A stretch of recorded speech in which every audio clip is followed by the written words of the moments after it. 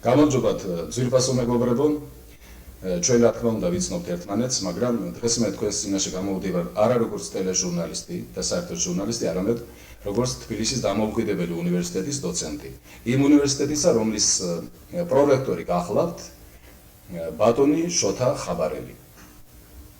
სხვადასხვის ეს გულახდილად უნდა ითქვას, ჩემთვის უკითხავთ აი ამ საარჩევნო პერიოდში თუ რატომ არ ვიხრი მე კენს საქართველოს პარლამენტის წევრობის კანდიდატად. მოგახსენებთ, არ ვიხრი კენს, იმიტომ რომ ამ ჩვენი რაიონიდან კენს იღებს ბატონი შოთა ხაბარელი. ამას მე სავსებით შეგნებლად და გულახდილად გეუბნებით. მიმაჩნია, რომ იგი არის ღირსეული წევრი ჩვენი საზოგადოებისა და ღირსეული წევრი იქნება საქართველოს პარლამენტის. თუ რას გააკეთებს ბატონი შოთა, რას გპირდებათ, ეს თვითონ თავად მოგახსენებთ. გთხოვთ. მე მინდა მივესალმო კარელელ ამომრჩევლებს, იმ ყველა კანდიდატს, რომელიც კენჭის იყრის დღეს. მე მწამს და ღრმად მჯერავს, რომ ეს ყველა კანდიდატი არის ღირსეული კანდიდატი, ყველას პატივს ვცემ, მაგრამ იმ შემთხვევაში თუ მე კარელელი ამომრჩევლები ამომირჩევენ და მოხვდები პარლამენტში, გავაკეთებ იმას, რომ შენარჩუნებული იყოს ქარელის რაიონის ღირსება, ვიზრუნო იმისათვის, რომ ქარელი წარმოჩინებული იყოს ერთ-ერთ საუკეთესო რაიონად.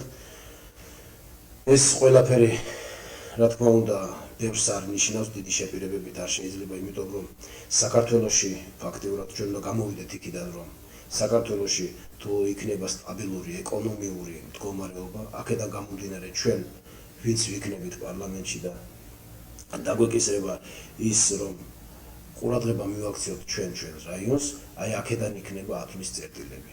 ძირითადად შექმნილი სიტუაციიდან, საქართველოში შექმნილი ეკონომიკური მდგომარეობიდან გამომდინარე.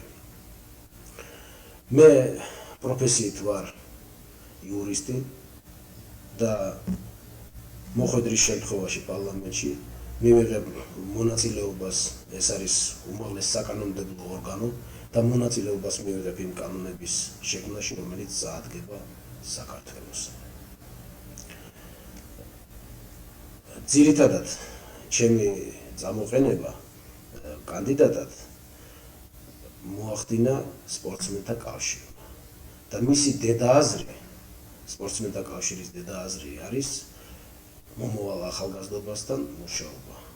მოგეხსენებათ, რომ საქართველოში ჩვენი ახალგაზრდობა და მისი დიდი ნაწილი არის არაკეთებს იმას, რითიც უნდა რაც წაადგება საქართველოს.